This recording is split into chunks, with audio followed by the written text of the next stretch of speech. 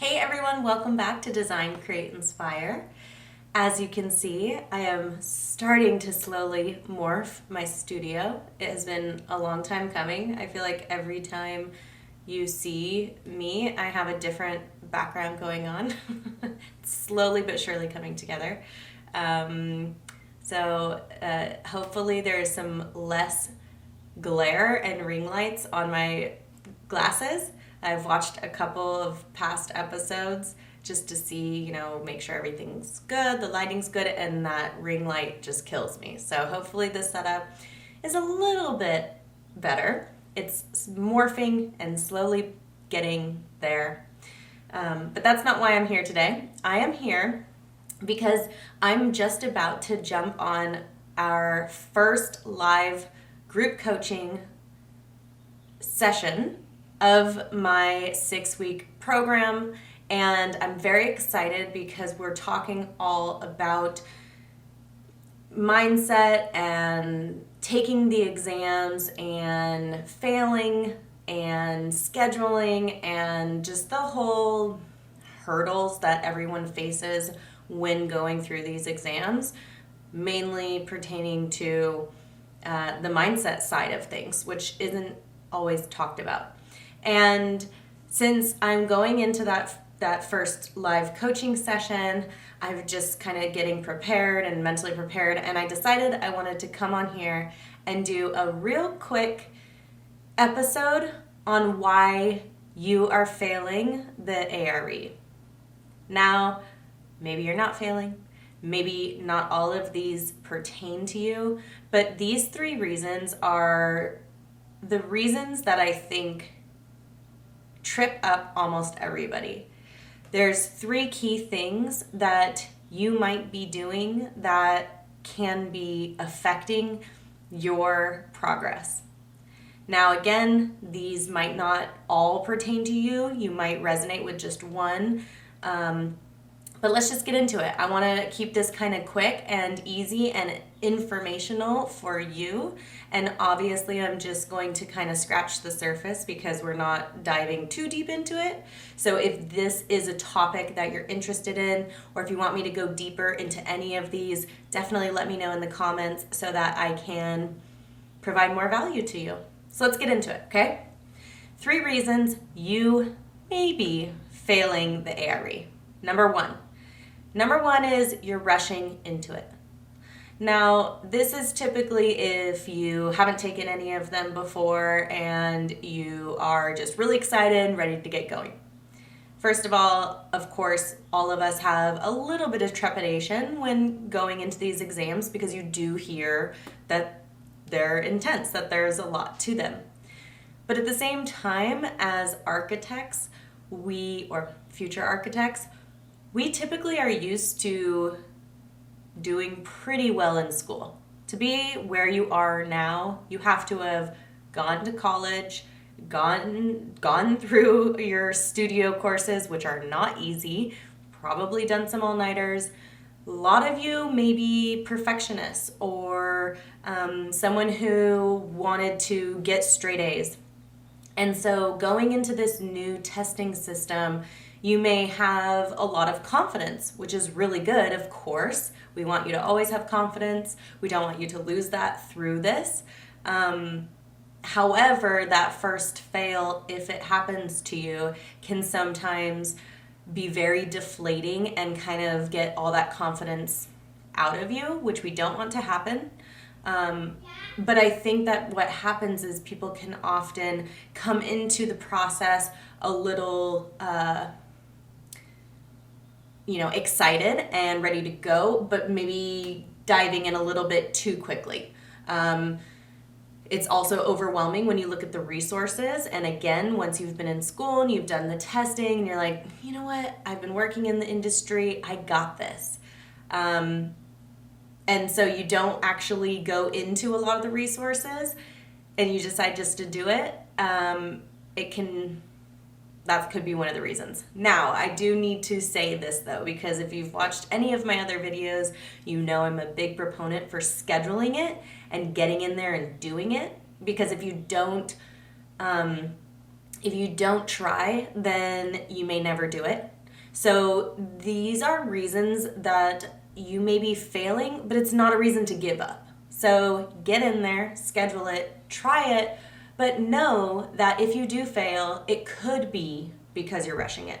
It doesn't mean don't necessarily do that. Just know that it could be one of the reasons. Okay, number 2, you're relying on only one study source. Now, this comes as kind of a loaded bag, and I'm only going to dive a little bit into it. In my course, we go a lot deeper into this. We find out what type of studier you are. We figure out what type of learner you are. And with that, we all aren't the exact same person. We don't intake information the same. I might enjoy audio and you might enjoy visuals. One person might need to doodle and draw a picture in order for their brain to understand the concept. Another person could read something and memorize it. We're not all the same person. And so to rely on only one study source is not a good idea. And with that, to rely on just what worked for someone else might not work for you. So, say one person says, all I did was watch this one video and I took all my exams and I passed. And you're like, okay, well, that's all I need to do. You do that, you go in and you fail and you think, oh my gosh, I'm not meant to be an architect. This is not meant for me. What am I doing? What am I doing wrong? Because it worked for them. And so obviously they must be smarter than me. They must be, more equipped to do this.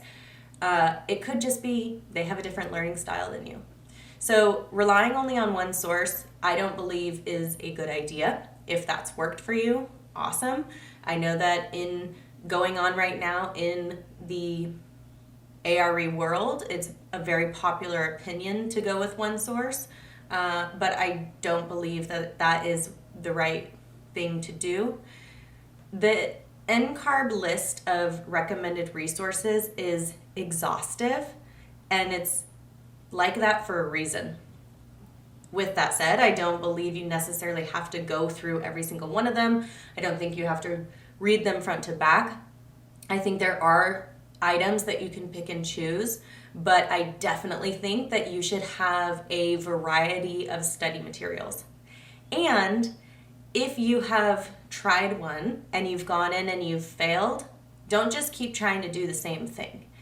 Try something new now. So say you just watched videos for the first time, you go in, you fail it. Okay, try a new system. You can always use that as like a backup, but now try audio, or now try, something tangible with your hands. Figure out what kind of learner you are and try to utilize your talents in order to make this process easier. That's the whole goal. Let's streamline this process to make it easy for you. So number 3, and this is a huge one and one we're not talking about enough, but this is like the core of what I am trying to help everyone with, is you're psyching yourself out.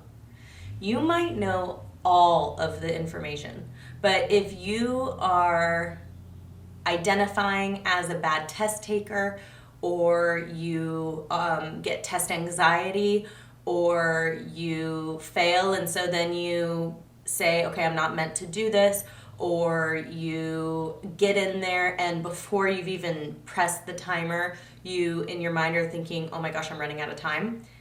You're psyching yourself out, and you could know all the information in the world, but you may still fail. So your mindset is such a huge piece of the puzzle, and you have to develop these strategies in order to push through those, in order to change your beliefs in terms of, I like identifying as a bad test taker. I think is a really important one, because it's not like, I'm not trying to diminish the fact that there are more hurdles for some people. There's people with second, third languages that are taking these, which is like, hats off to you. I can't imagine how difficult that is.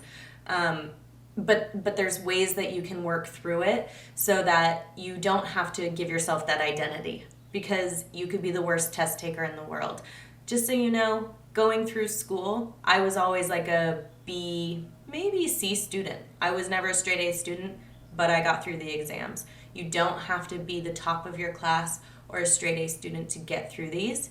You have to be passionate, you have to be determined, you have to not give up, and you have to want it, and you have to figure out what works for you.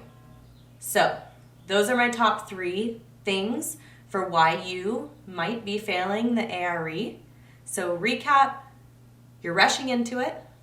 Number 2, you're relying on only one source. Number 3, you're psyching yourself out. So I hope that helps. If you're interested in more or dive deeper in those, definitely let me know, and I can put out some more content relating to this. You can also join the waitlist for my next group coaching program, which it's really exciting. It's full right now, but we'll have another one probably summertime. So I hope you enjoyed this, and have a wonderful day. Good luck. Bye.